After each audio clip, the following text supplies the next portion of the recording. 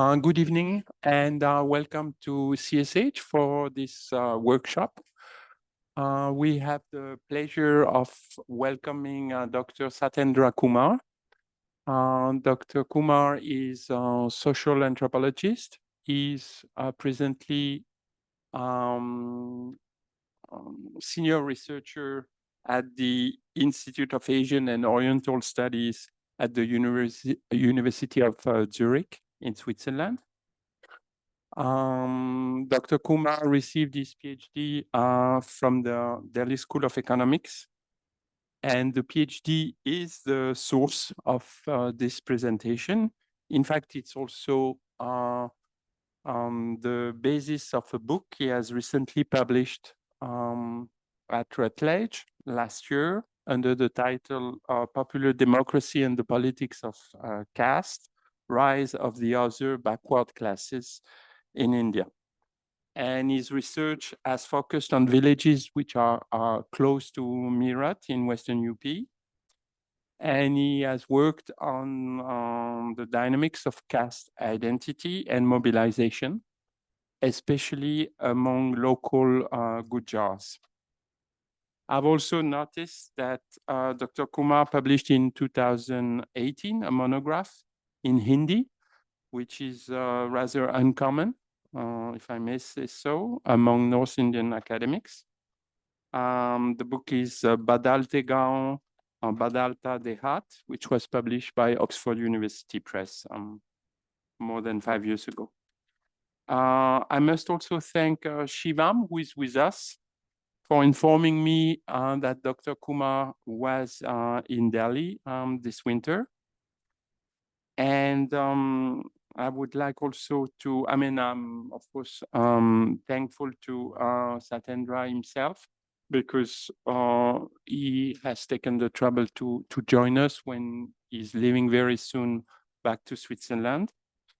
And I would like also to thank Professor Surinder Jodhkar for accepting to act as a discussant. So, Dr. Kumar, the floor is yours for, you said, like 50 minutes, huh? And then we will take questions from the audience and also from offline participants. So online participants. So please, if you have specific question, write them in the chat box of the Zoom meeting. The floor is yours.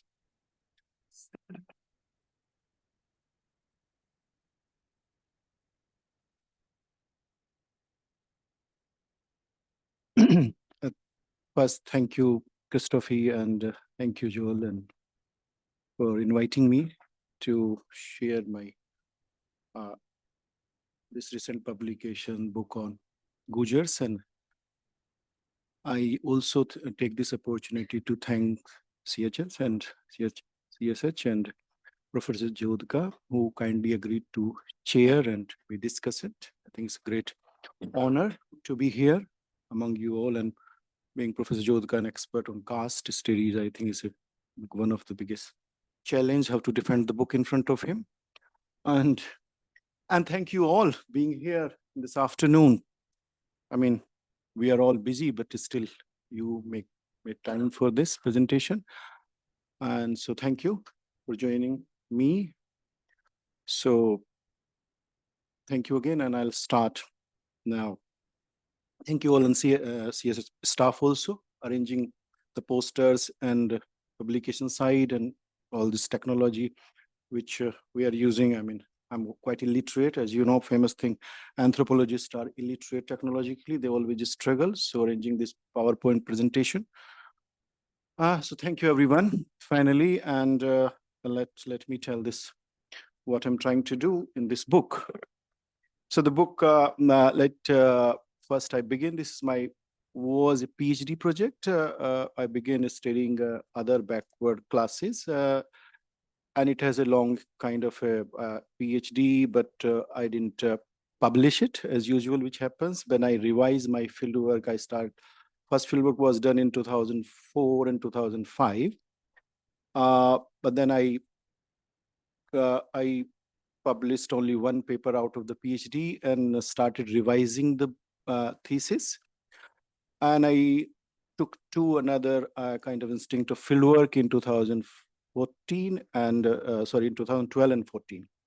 So book, I mean, if you look at the data ethnography, I try to very specifically say I have used the data which I collected until 2014. So the story, my story begins a kind of 1990s, and this is story of kind of 2014 when BJP comes into the power. But books try to actually tell the story how recent history begin even before 80s and 70s can have a lot of reflections of what is going on today and how we understand the contemporary politics in India. I will present small summary. I mean, sort of summary is a brief snapshot of the each chapter, and provide you the central argument of the book. So that because we have only 50 minutes and I can't read entire book. So the book has 6 chapters main with introduction and conclusion. First chapter is the rise of caste and popular democracy in North India. I kind of locate the debate of caste and politics and how democracy, I mean, particularly the movement of 1990s, where the Mandal and Mandir become an important a juncture of Indian politics, how caste responded to that. Particularly, this is study of other backward classes, just focus on the backward caste, and I will try to kind of unpack this category a little bit further. But that's how the caste is responding to the Mandal and Mandir movement of this politics, and many people that time, a lot of literature came out, and which is one of the thing was most, I think, renowned political scientist Jafar Law said is silent revolution, and how lower caste is responding to that, and they become kind of, there is a shift in politics, and how the silent revolution later on now, is taken over the Mandir movement actually, and that was a kind of gap we could not predict in social science. So can we reread this silent revolution and what is it all about and what is hidden behind it? That's one of the take of the book actually, so the book is divided into, as I said, 6 chapters. Cumulatively, try to understand what is caste today, basically. Can we understand the caste only through linear theory and singular theory of caste, either by Dumo, who talks about purity and pollution, or the debate between identity and hierarchy and identity?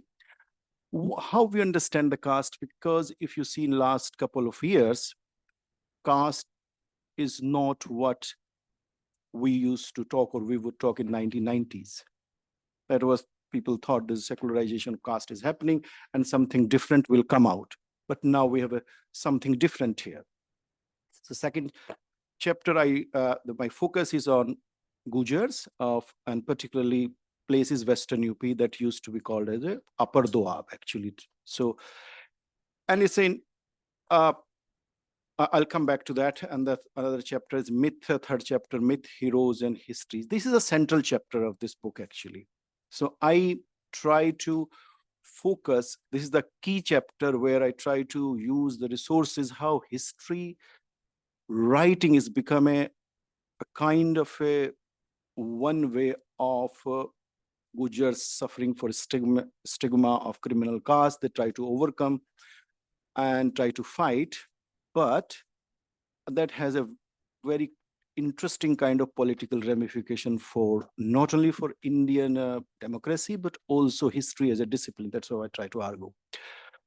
And then there is a chapter called Sri Devnarayan Bhagwan, how the new gods emerge actually, come into the world, emergence of new gods, and how lineage deities transform into the caste deities.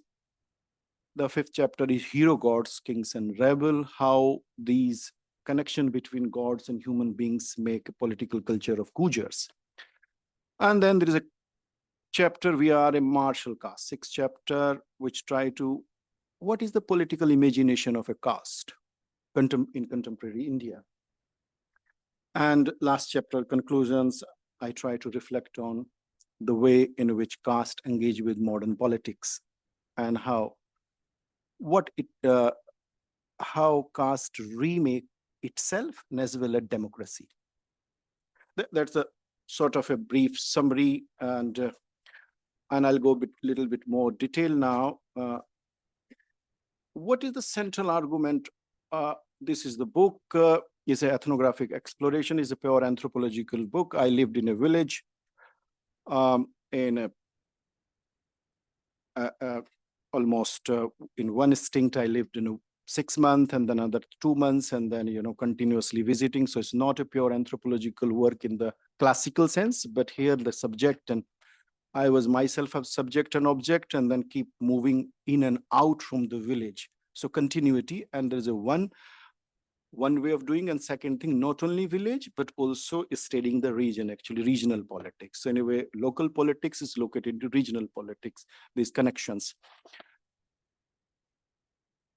So what Gujars, those who are not familiar, they have been a nomadic caste actually, and they have been termed as a criminal tribe by 1871, when British could not beat them, and they thought this is the only way to. But the Gujars have been fighting this stigma called criminal caste, thieves in everyday life.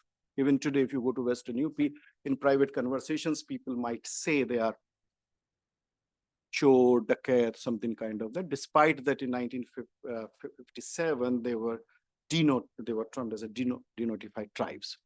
So even the government, changed their status, but in local society, it's difficult to discontinue this discrimination and this language of humiliation, or you want to say that kind of the language which used against them, the prejudices were there. What I argue in this try to do is that Gujars' engagement with how they engage with democratic politics, and what I found, and which bit controversial, is that I would call it is against the secularization theory of modernity with 1950.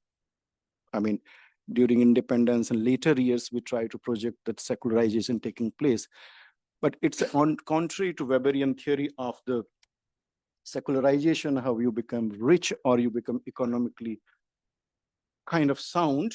You end up rather secularizing, you will more go to the religion and try to, reinvent your identity through religion.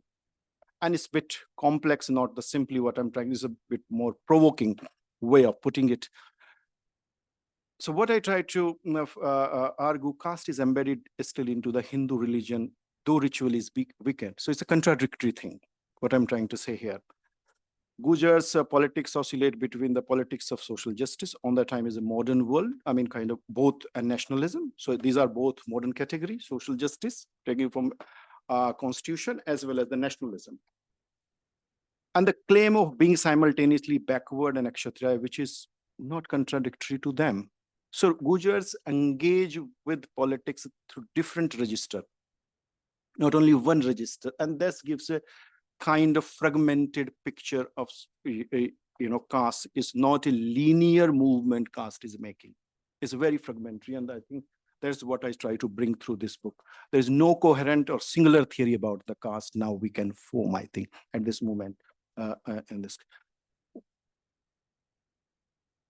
So let me begin with the second chapter, which is Gujars or caste in the region. And so Gujar in Western UP. The limitation of this study is that I only focus on, you can say, so-called, quote-unquote, Hindu Gujars who identify with them as a Hindu Gujars, and quote-unquote, also, they have been also, though they keep trying to form a connections and larger solidarity with Muslim Gujars also time to time. That is also part of the book, little bit, how they try to make this solidarity. But exclusively is focused on that area, and it's called Upper Doab. So Upper Doab is started from Saharanpur. Those who are familiar, let me put this map here. So you saw the UP map here. Please, do you have that? Yeah. So you see the, so what used to be Upper Doab in 1803? Let me put it, there's a much more interesting way to learn about it. So Upper Doab was used to be from Saharanpur to Bulandshahr. That used to be Upper Doab, or it was used to called in Mughal time 52 Parganas. And that was the most of this area, Parganas, was ruled by the Sayyids of Saharanpur. There was only one district that time, 1803, there was Saharanpur, and a lot of Sayyid principalities there. That time, the British conquest of 1803 disintegrated this area and took away from the Sayyids. That time, there was three principalities in that area. One in Saharanpur, which is called a Landhura of the Raja Ram Dayal Singh. It was a very famous riyasat called Landhura Riyasat, principalities. Another was the Parikshitgarh. We just, 1 hour before we met Habib Sahab, who is from Parikshitgarh, near Parikshitgarh, where the Raja Nain Singh used to be. And the Dadri, and the other king used to be Dadri of Rao Ajit Singh, who was a famous rebellion who fought against the British in 1957. Very legendary man. So, that is kind of a colonial and post-colonial history, a little bit colonial history, and before British conquest. Where I did the field work, can you put the Meerut map? This was the Saharanpur region, and this is a Meerut actually. So the village and the region is actually in Hasnapur. You see the one side Muzaffarnagar, that goes to Saharanpur, and the other side is Muradabad. That is where the Ganga, along the Ganges, Gujar settled on the Khadar, which is low-lying areas. So if you want to map in your mind, so Gujars from Saharanpur along the Ganges, they goes through this low-lying areas along the Ganges to Garhmukteshwar, Parikshitgarh, and Bijnor, and that also then coming here, Noida. That was a huge. This is entirely the belt, and Bulandshahr along the Ganges. And if you read the colonial kind of records, that was almost these areas they settled during the British time and during Mughal time intentionally, because they were nomads and they were not ready to pay any taxes what British government levied on them, and they used to fight always against them. They used to resist, and there was a lot of interesting stories during British time how collector of the Bulandshahr was compelled to give them chair. And one of the district collector writes, he was amazed in his life that how can a thief or dacoit can be sit in front of him as an equal, but there was a compulsion because they were sardars of the local sardar. They ruled, they had a control of the territory. British could not move without their consent, despite the all kind of attack on them and brutalities and kind of army British had and try to crush them. Still, they were very, very. This is how the rebellion essence. I'll come back to that. My book. So.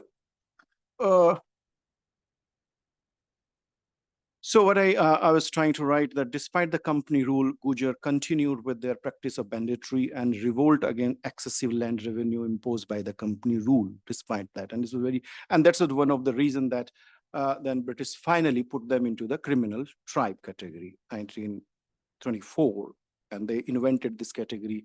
Those who are familiar in 1871, and when British couldn't handle these tribes or groups who challenged them, they finally found out this legal recourse. They enacted this law and started putting them. And then, the famous linguist and activist G&D, we talk about the nomads. Actually, nomad is a thief. And that's remind that story of about Western UP also, when Gujars were humiliated in everyday life, how people in back in their behind, they talk about this stigma and would not allow them to enter into the private spaces or their homes. Actually, they will talk from the distance. You can stand outside and we talk, and it was like how they had to suffer. So there was a big movement in 1987 when they lost that whole hold of Western UP, and they participated in 1857 independence war or whatever, Sipahi mutiny. But here these people participated, and the result was quite, went against the Gujar landlords and farmers. Their land were taken over, and that was a kind of a decline of the Gujars, particularly as a landed community and princely states, and they lost that pride and as well as the right to land. So I come to this is a little bit background where I come from and what I'm studying now. I come to the chapter 3. This is so to fight this stigma, to fight what I'm telling, this day-to-day life, they interestingly, there was a huge effort, and the movement, the movement for them, it came in 1990s actually, post-Mandal. And it's two junctures here, how the political economy of Gujars change. So that's a very much a classical story, how Belly talk about in Odisha village, how when you get economy, when you have you economically, you got resources, then you start claiming for social mobility and political mobility. And those who are familiar with this region, as I'm telling you, a lot of land during the expansion of Delhi, the land has gone to, the Gujars become very rich. And so one of the, way of asserting in politics, well, they got a lot of economic resources, they become billionaire, and those who are famous. There's a famous Kasana Tower in Greater Noida, those who are, have ever gone. Kasana is one of the, clan of Gujars, and they associate themselves with Kanishka Great. So that's the kind of capital they acquired, and they become assertive in also politics, like joining political parties, and then this also movement on how to get rid of this stigma. And that's how I focus this chapter. So I collected magazines, booklets, and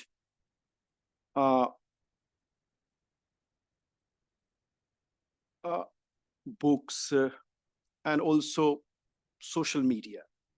I begin with collecting booklets, the small booklets, they call Itihas or magazines about the Gujars. And they try to write that history very interesting. Most of them are written in Hindi, vernaculars. And that's, I think, the key moment, to understand what is going on. So I collected 3 time period of these histories. One book I found in published in 1908.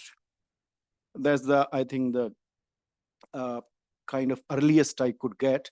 And this book was written, is called Gujar Swabhiman.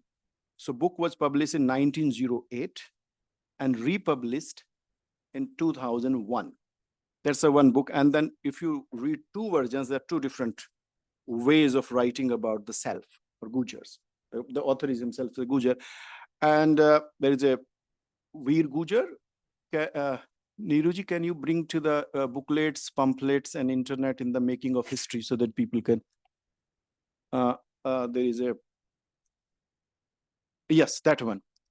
So, and there is a history written by... the title is Veer Gujars by Satyavir Gujar. And there is a Kursi Dvati. That's I keep telling, like there are also a lot of names actually, because the Gujars also converted into Islam. So there is a lot of solidarities they try to build around Hindu Muslim Gujars. So there is so they try to trace their origin back to Central Asia. These, mainly I consulted these 3 books, but also the resources, a lot of magazines they published. There is a called Jan Itihas Samiti. Jan Itihas means popular histories, or you can say common man history. And that is a very interesting thing. In 2000, many people don't know what happened, but I can come back later. That's how the hidden, I mean, what you see, but there is a lot of things you can't see. Who set up these committees? Who suddenly started rewriting histories? How these people come together?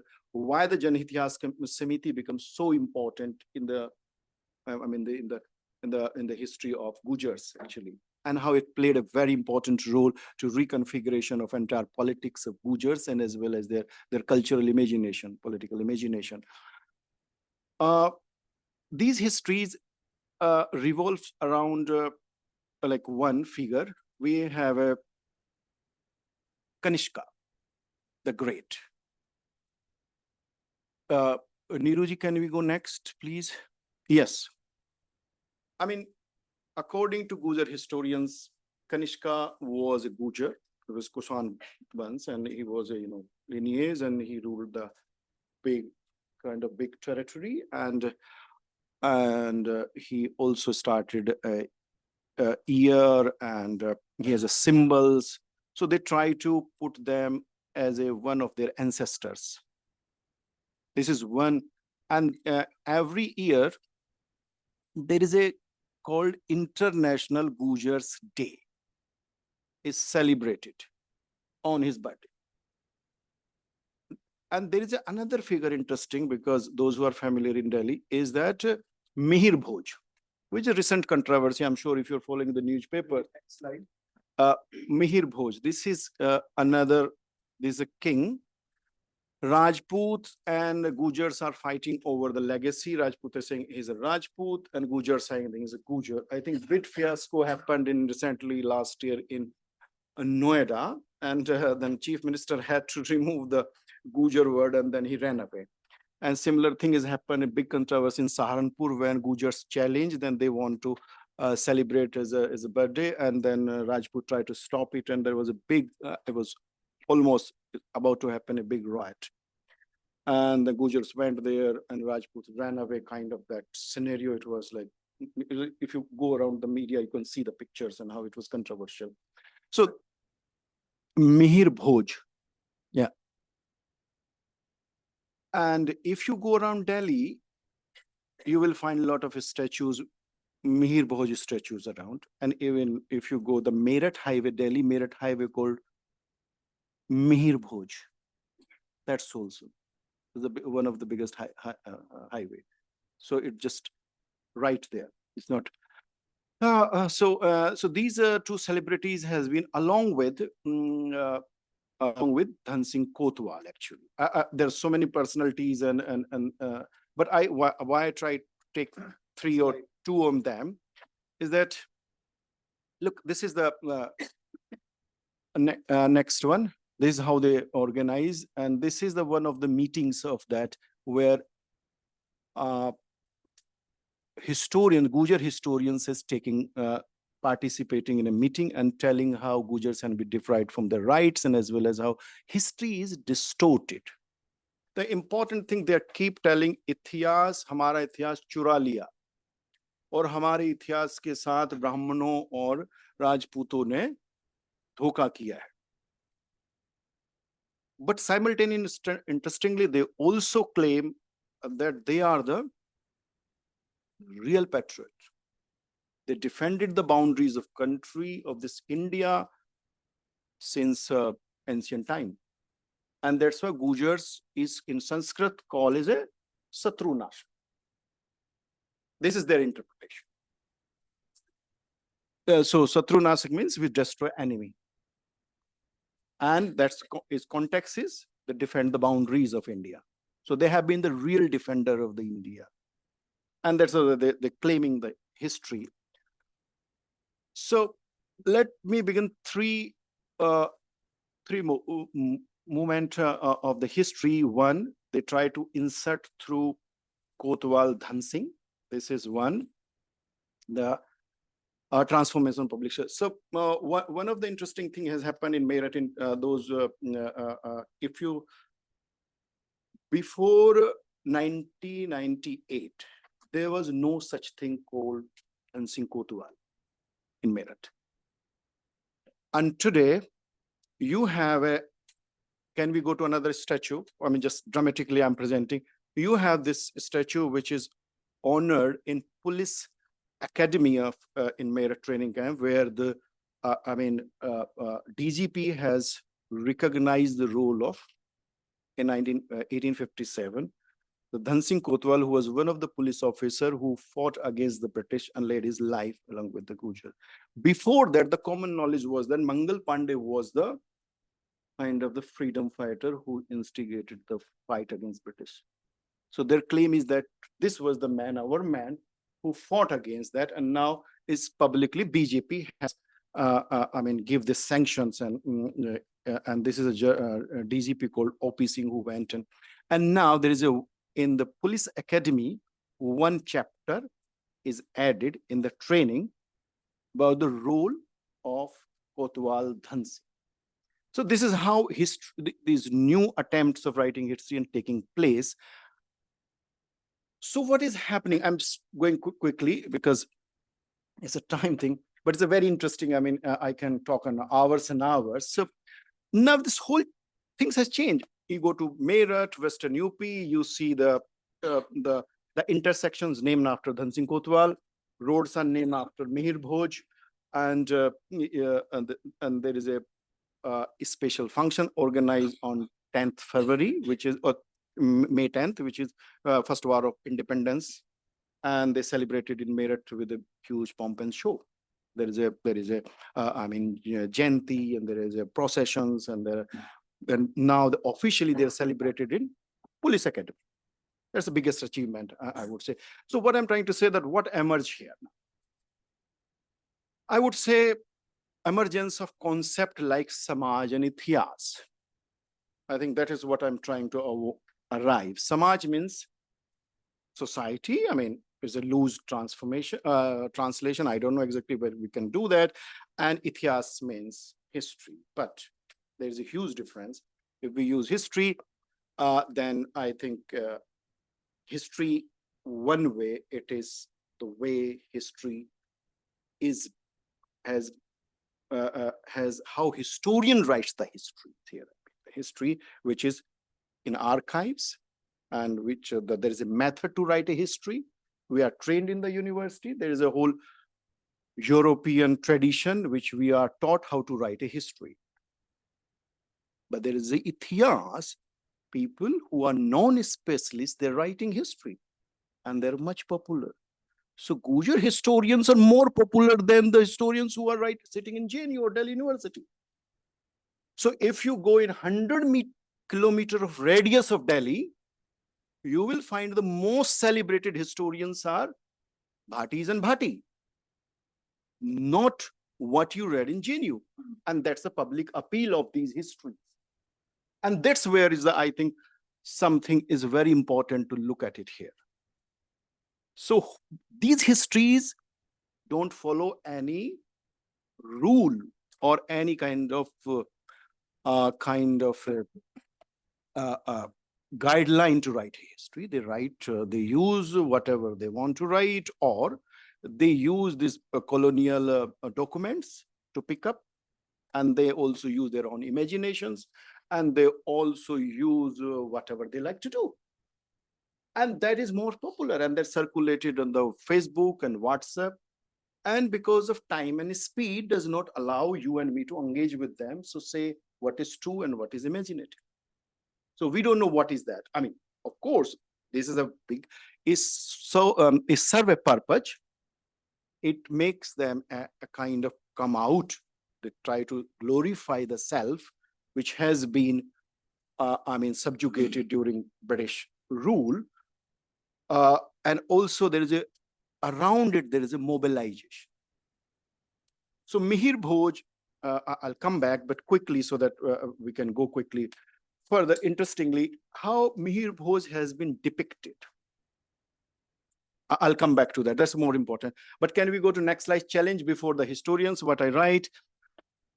Can a multiplicity of construction of the past be acknowledged without lapsing into an uncritical relativism? So it's a big question for history writing and historians, what to do with these histories, which is changing, changing the political mobilization, which is trying to mobilize people on different lines. They and another the next, new history writing and associated emerging claims generate new political mobilization, thereby having political ramifications and challenges to democracy. That is what, this is why this is a crux of this book. What these histories are doing, I say certainly there is a process of decolonization, because they are able to articulate their own voices. But the rest part is quite kind of controversial, and we have to come on the discussion whether you agree or not with me. But I call the samajikaran. That's why I said the use word, I say samaj and itihas. I think that is the key here. And I try to persuade my colleagues and interlocutors that can we use samaj and itihas rather than society and history, or rather a debate between hierarchy and identity. Can samajikaran be used, can be useful concept to understand the current movement of the caste, actually. I know this is difficult to defend, but let us see what I'm going to do. Now I come to chapter 4.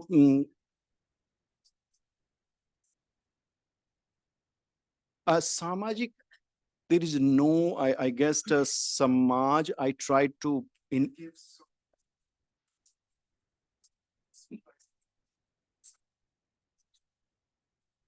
no, I won't use it. I have to think about it. Yeah, I won't. No, I think I have to think about it, what to do, but I thought like it's kind of building a bridge between samaj, or whatever you call the caste claim themselves as samaj, and also the processes with other groups, actually. So the entire Indian society is going to be into, like, they also address your samaj. So it's kind of a language, it has become a kind of semiotics where, in a one way is that it's kind of equality, certain kind of that. It can be competing equalities, but it's kind of like your samaj, our samaj. In one way is a very, very egalitarian way of addressing, rather than having your lower caste or your upper caste, sort of that. That's kind of it,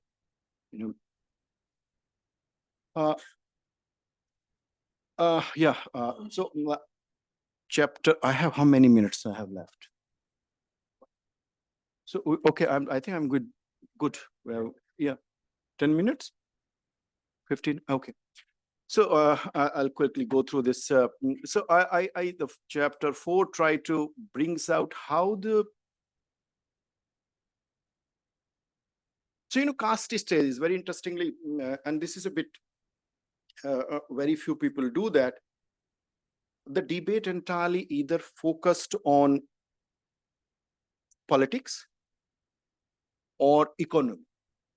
So most of the debate, you like 20 years, you look at the, either we are discussing inequalities in economic terms, whether caste is gained through market or not, or how they are politicized, they are participating in politics. I try to bring out how caste, in a way, I call it a religious term, how caste is figuring in the religious domain. What the association with that? So one way saying caste has no relation with religion, or it has a very minimal kind of a connection. But there are other ways. I think what it seems to me when I look at their private life and public, I think religion is the caste very closely embedded, but not exactly the way Dumo said that. That's the difference. Not in the terms of purity pollution, not in terms of more sort of a what you wanted to say, not is a substantialization, but I think that's how caste using the religion to legitimize its claim in new order. That is, I would say. And where the connection between, like I was saying, Mihir Bhoj and Mihir Bhoj connection with God Vishnu and the ultimate incarnation of that Vaishnavi tradition comes back to the Gujars, who claim one way we are the ancestors of the Lord Vishnu. So if we are ancestors, you see, we have a connectivity. So how can we say that there is no religiosity in the movement of caste? They're only articulate in the economics and politics. I think they are. I think they are interrelated. They are not separate, and we can't separate the religion from the caste neatly. And okay, so what this chapter is trying to do, that's how local gods, which generally who are familiar, Parveen is here, he knows more than me, how the Kul Devtas, lineage deities, which used to live in the fields, in the khet or fields, as a farming caste or nomads. But slowly, because this, as we familiar of this economic transformation of Western UP, where lands are sold to many people, outsiders, and depeasantization is taking place. Land is grabbed by the, all these private players or governments. So depeasantization held, then these Kul Devtas move into the houses rather than the fields, and these lineage deities become, transmuted. And I think that needed something else also. It doesn't mean that Kul Devtas or lineage deities are disappeared, but there are the new gods have emerged. And I trace the history of Dev Narayan Bhagwan, who emerged a new kind of a god in that, Western UP, which traveled from Rajasthan largely. He was, so interestingly how the boundaries are. So it traveled from, it was Bhilwara, his temple was there, but during, I think, so I connected that way how the Rajasthan, when this Karodi Bansla started movement for ST reservation, how these connections were made between UP and Rajasthan, and it gained a kind of a popularity, though it's not just that movement, but it's already long ago what it started, Devnarayan. So hero, here's, and it's more also how Arya Samaj have played an important role. It's not just only Dev Narayan has come to that. So I think that the what is important here, I try to write a history of Arya Samaj in Western UP and how Arya Samaj, which was supposed to challenge the Brahmanism. Actually, those who are familiar with Arya Samaj, there was a kind of orthodoxy or Hindu orthodox ideas. Gradually, in it movement, those who have written, and the Veena Dua has written a wonderful book on that in Punjab. So how they spread the ideas of vegetarianism and as well as Vedas, go back to Vedas, and they have a whole chapter on that, how they have done it. Arya Samaj went to the, they set up the temples, they had a satsangs, actually every evening they used to play music, and there was a famous songs actually they used to play during satsang in the evening in the villages. Jis desh jaat mein dharam liya balidan usi par ho jaye, and we born in whichever caste or country, we should sacrifice our life for that. And it's become also prayer in the schools. So there was a moment when Arya Samaj attracted, and also they did Suddhikaran of the Jats and Gujars actually to bring into the Hindu fold. So history is long before that, is not just today. But interestingly, I'm cutting the story short, just giving you how the vegetarians come. One interesting thing, those who are familiar, Santoshi Mata, Veena Das has written a wonderful article on the Santoshi Mata emergence. Santoshi Mata was nowhere in the Meerut, but suddenly in 1980s, Santoshi Mata emerged, and it was vegetarian deity. And then everybody flocked around it, and there was a huge pump and show around Santoshi Mata. But what was the movement actually? That is a very interesting thing, because there are three things happens. Bhadrakali, Those who know Kali Mata, who the deity of Kali, who's considered famous for eating meat and drinking wine, they made a Bhadrakali out of that and become a vegetarian deity. And then Vaishno Devi and Sakumbhra Devi, they all become vegetarians and incarnation of Vaishno Devi. And then in a way, it's relating with the Vaishnav tradition of non-vegetarians. And that was started in 1920s, 30s, 40s, and coming to 80s, 90s, 70s. But interestingly, what happened when around 1970s and 80s, I think RSS members took over that. They started spreading to the rural UP or everywhere. They captured these already prepared platforms of satsang, temples, and meetings. They were ready-made, and that was easy to bring back to the Hindu fold because the vegetarian movement was already there, and nation building was already there. So what you're looking today, you don't need to look at, you have to go back 100 years ago, actually, if you really want to understand what is happening today. It was long ago started. And so, Arya Samaj, these all institutions were already there. If you write a village histories and figure it out. These are like a small kind of anecdotes. Then there is a food politics around it, how food is understood. And there is a how the deities like Gogapir. There was in Western UP and Rajasthan and Haryana used to be Gogapir, which is an agrarian deity. Gradually, if you go and travel in Western UP, particularly in this area where Gujars are there, you will find with the Jahar Madi, they called it a Goga Madi. Okay, so they what they do, they also set up a statue of Devnarayan, and Devnarayan next to the Vishnu incarnation. And that's very interesting how to the religious expansion happens, and rather displacing it. I did a more provocative way, but that's how you accommodate, and then you bring. And these temples has been inaugurated, built in Parikshatgarh or Hastinapur. That has to be understood. So how the new gods have come. And I have 5 minutes, but I can do also 2 minutes, but I will take my 5 minutes. So hero gods, then the next chapter is hero gods. Can we go back to that? Hero gods. And that's what the essence of this chapter is. Hero god is that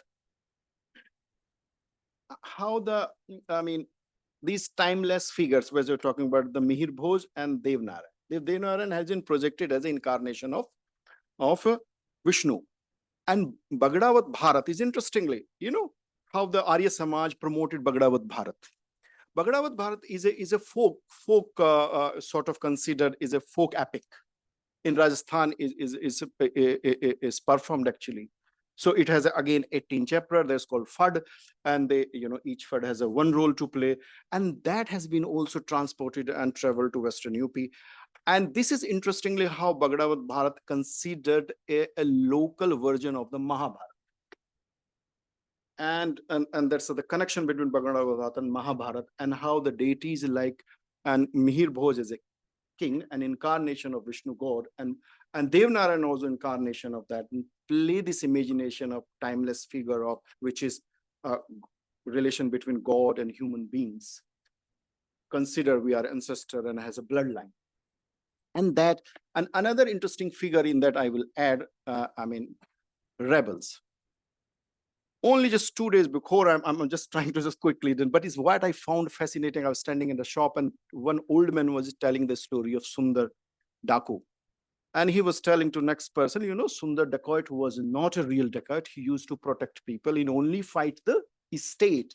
And he was famous. If you look at the magazines during 1980s, you will find lot of pages, pages fill up like who was the Sundar Gujar. Sundar Gujar threatened Indira Gandhi.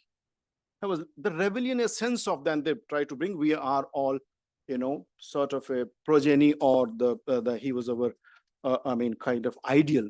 So Sundar Gujar dacoits was not a criminal. He was a person who was challenging the authority. That kind of connections between all these, they also inform the contemporary politics of the Gujars, where local authoritarianism or local authoritarian populism work, which has not been seen much except few studies like Lucia has written on that, and there are several people, but where we're sitting in political science department, they didn't pay attention more about it, because authoritarian populism at the national levels is today, that you see, but it has been in 20, 30 years ago. One could trace it locally if you're keen enough to learn about what is happening in local societies. That is, and the last, I think maybe I come to the now conclusion. So what I'm trying to do with that, what I'm trying to understand it. Can we go back to the conclusion now? This is the chapter I can Q&A where they claim all these, like how their politics is informed by this the idea of what is the Gujar political imagination as a protectors and as a incarnation of the gods who will protect the poor. Actually, the language is there, who protect the poor basically, and how they make the alliances between Jatavs and Valmikis. That's also very, very interesting thing. It's not like the OBCs always has a kind of acrimonious relations with Dalits. It's a very interesting the way OBC and Dalits come together at certain points, and different class groups come together. But because one of the interesting thing about the Gujars is that they were given entry into the politics by the BSP in early on, because they were with the Congress, they were not given any ticket, they were just voters, and most of the time Muslim elites would get the tickets in Western UP. That was one of the grudges of the Gujars. That's why when BSP came in 1990, they started shifting to the BSP.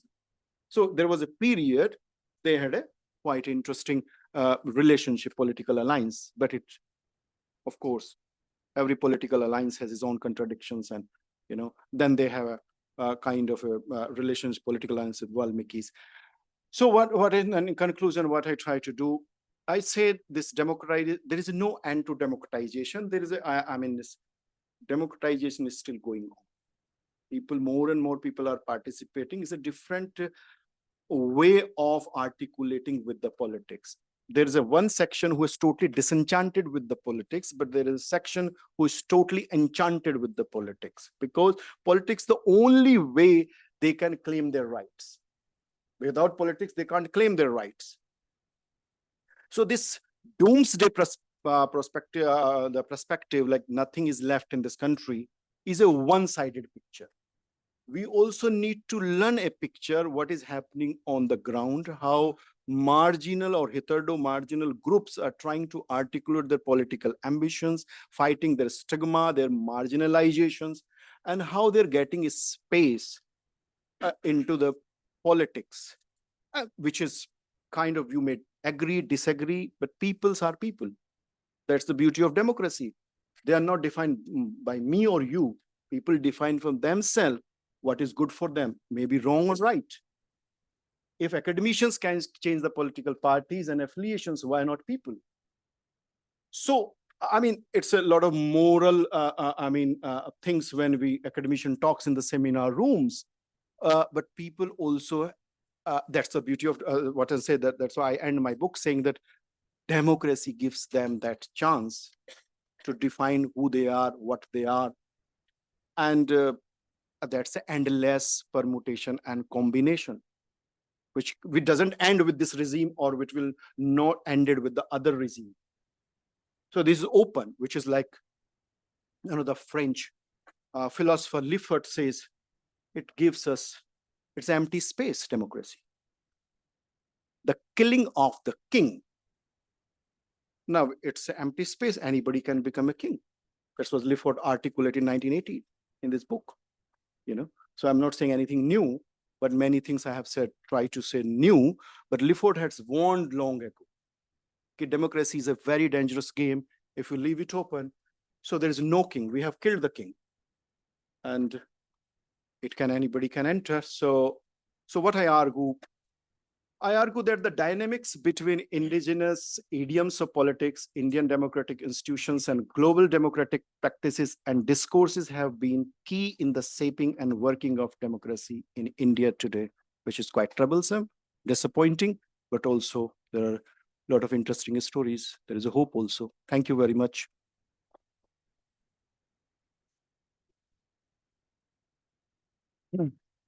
Thank you, Satendra. And now I'll give the floor to Professor Chotka.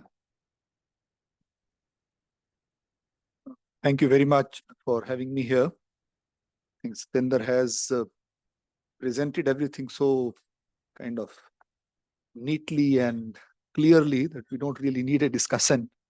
But I've been kind of following his work. I think it's a very important piece of research, and I think I will also try to present my own reading of his work rather than just saying that I'm kind of commenting on you on your work or asking questions. I think in 1990s, with the publication of Nicholas Dirk's work, and before that of Bernie Cohn's work, there was a kind of historical turn, and anthropology of caste, in some sense, had to recognize historians'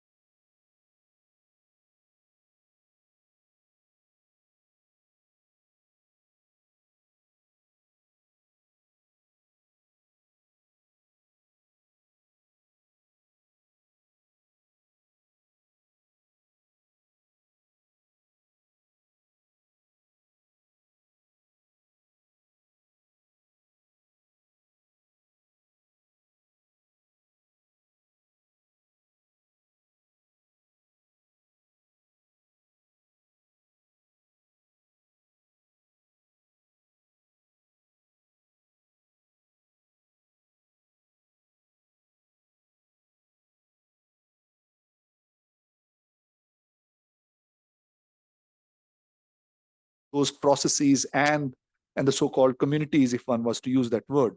So in some sense, caste, as his study very clearly shows, that Gujars of 2023 are very different from Gujars of even 2013 or Gujars of, say, late 1980s. I was doing my field work in villages of Haryana, and one of them was a Gujar village. And they were obviously very different from the Gujars of 30, 40 years back, 50 years back, before partition happened, before Muslims were pushed out of the village, and the Punjabis came and settled there, and they became settled agriculturists, and it kind of completely transformed them.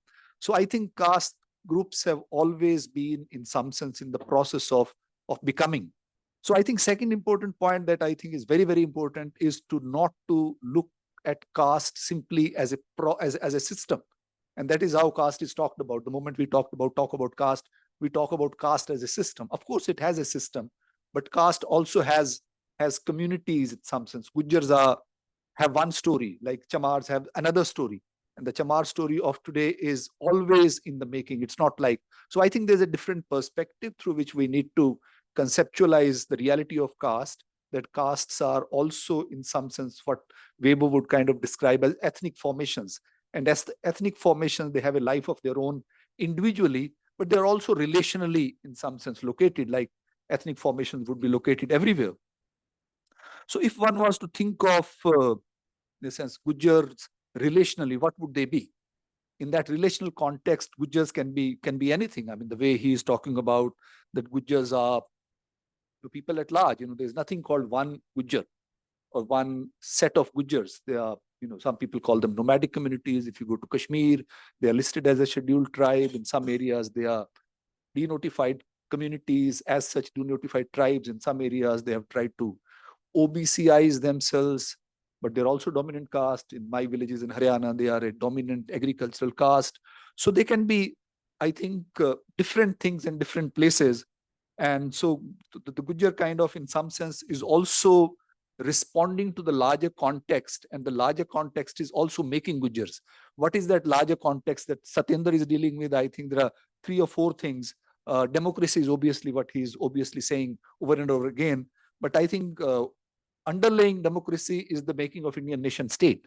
And nation state is not simply democracy. Nation state is also a political community in which you have constitutional democracy, in which you have elections, in which you have other kinds of processes. And affiliated to that is the question of development and affirmative action. So these are policies that Indian nation state in some sense initiates. And that's how the question of whether you should be listed as scheduled tribe or OBC, or how you kind of negotiate your relationship. So in some sense, democracy along with development and affirmative action becomes access for reimaginations of Gujjars by themselves as a kind of identity. And along with that, something that Satendra is not explicitly saying, but it is very clearly there, and that is the question of market and Hindutva. So I think there is a neoliberal context in which the stakes of individuals in their community have grown because there is no other insurance. Who would I vote? I would vote for the person of my caste, whichever party he joins, because he's the only resource we have. And this is there in his book. And they say him. It doesn't matter whether he joins BJP or Congress or BSP. We will vote for him because he is our handle. Tomorrow if he comes and tries to beat me up, I would be able to go to somebody and I can take him to the bureaucrat who would get me scheme. So there is a kind of neoliberal market context where, communities or associations, and there is a kind of revival of this process, even places where associations were not being formed. So I think there's a larger context in which caste communities are being, in some sense, remade by these political, economic, social, and cultural processes. I think the emphasis on religion is very, very important. It's more than Hindutva. Religion is also, in some sense, the idiom of Indian modernity. And this is something that we need to understand. And this started during the colonial period, how religion becomes the idiom of becoming modern, becoming participatory. And I, again, remember going back to my own work. If you look at the Chamars of Doaba region of Punjab, where I did work, they actually reimagine themselves from what I have called as from Zaat to Qaum. So earlier there was a Jati within the larger system. In Punjabi, they would call Zaat. Now we are a Qaum. As a Qaum, like in 1920s, they organized, they mobilized themselves and wanted to be recognized as a religious group, as a separate religious group, not a caste of Hindus or Sikhs or Muslims, but we are a Qaum. Qaum means the moment you become Qaum, you are horizontally placed as equal to, there are Muslims, there are Hindus, there are Sikhs, and there are Adharmis. So you can't place us vertically.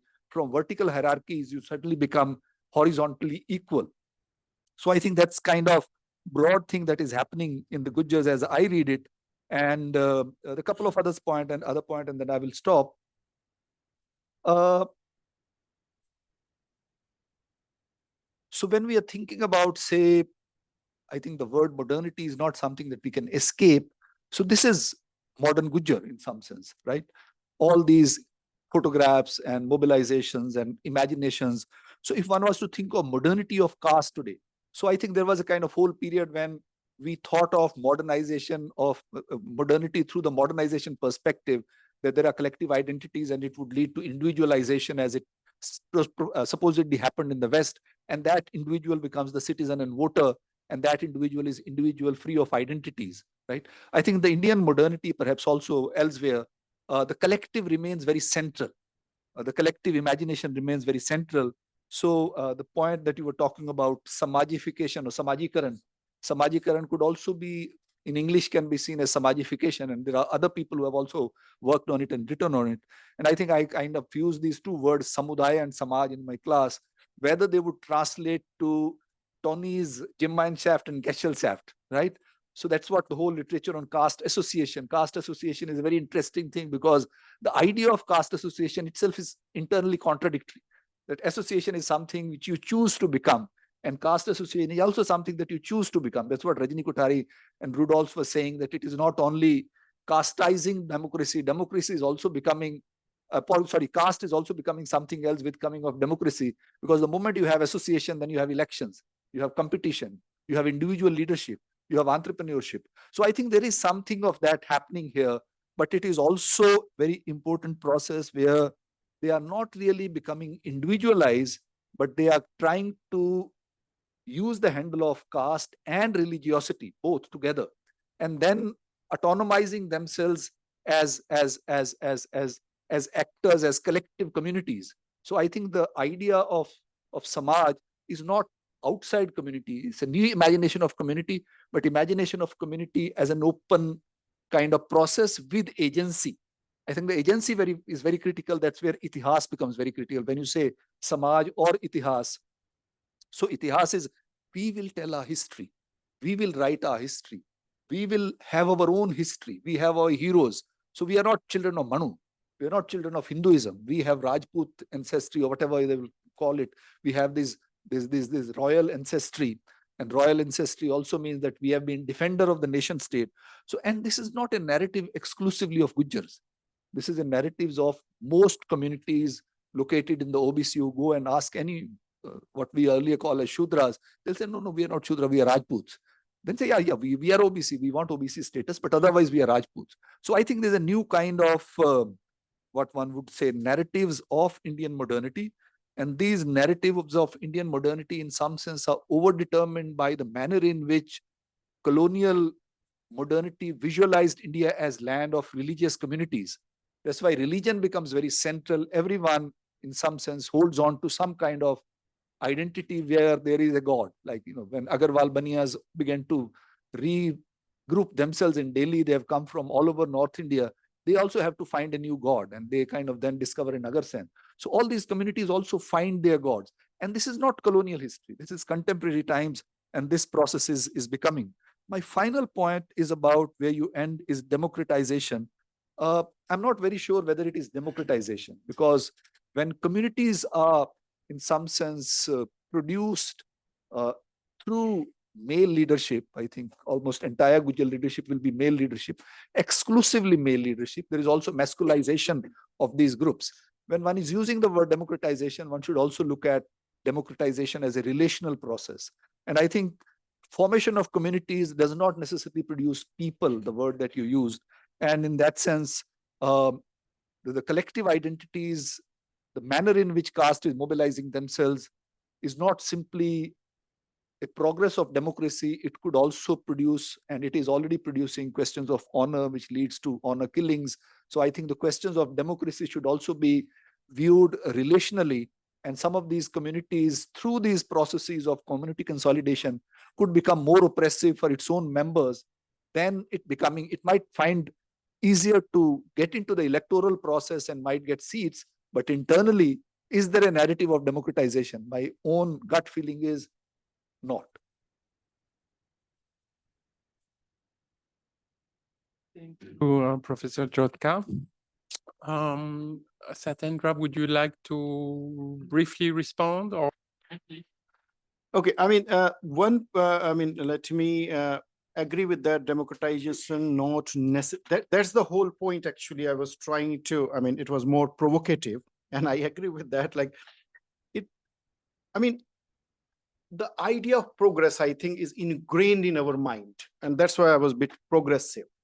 I was provocative. I didn't mean that what is happening is good or bad. That was not what I was trying to say. Whatever happening is in the public domain, and you can theorize it. So I didn't say it's a good or bad, only say that I was trying to say democratization in the sense, you're right, and of course, even women participate. That doesn't change much of the gender relations of the caste associations and Samaj, and it can be very communitarian identity. What I was trying to say, then how sense of I get from Gujars that they are getting somewhere they wanted to get there. They're getting somewhere. So, of course, if we we have something, an idea of progressive history, and we are very certain what is good and bad, then picture will be very different. And if we look at the what as a certain section, and of course here I'm not taking every Gujar will agree what the caste association is doing, or if we talk with women, they might say very different, they project themselves very differently. That is also true. So I mean, that's why that's why I said it opens up a space. Democracy opens this space of permutation and combination, and which is sometimes very difficult to digest. But do we have any alternate to democracy? Yeah, I would end with that. I would like to thank Dr. Kumar and Professor Jodka. Of course, the conversation can continue after the end of this presentation, of this seminar.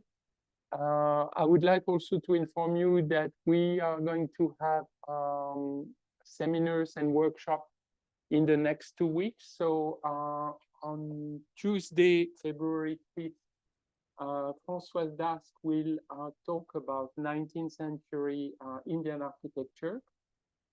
And on Monday, February 12th, Dr. Divya Vaid will talk about social mobility and the impact of education. So thank you very much for your participation. And once again, thank you for our presenters.